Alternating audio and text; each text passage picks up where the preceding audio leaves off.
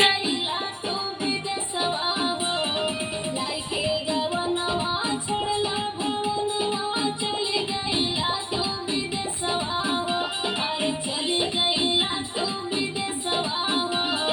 कवन सवतिया मरले बमतिया, भेजला नाही संदेशवा हो। कवन सवतिया मरले बमतिया, भेजला नाही संदेशवा हो।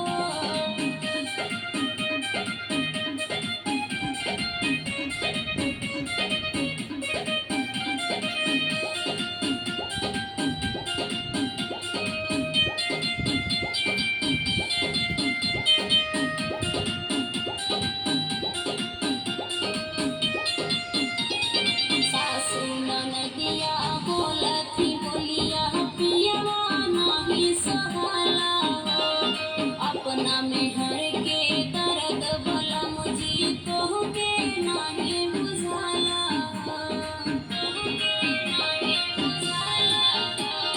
सासू ननदिया बोलती बोलिया, पियवा नाही सहाला हो। अपना मेहर के दर्द बलम जी तोहके नाही बुझाला हो। दिन रात तोहर रहिया देखिले, भयल पगली के भेसवा हो। अरे दिन रात तोहर रहिया देखिले, भयल पगली के भेसवा हो। अरे भयल पगली के भेसवा हो। कवन सवतिया मरले बमतिया, भेजला नाही संदेशवा हो।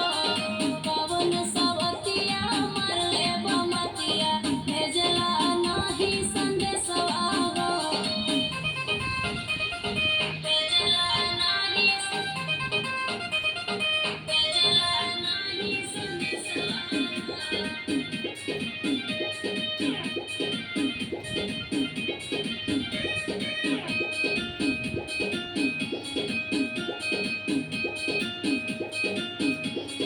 आग लगी राजा तोहर कमाई, सौखो नहीं पुरावत।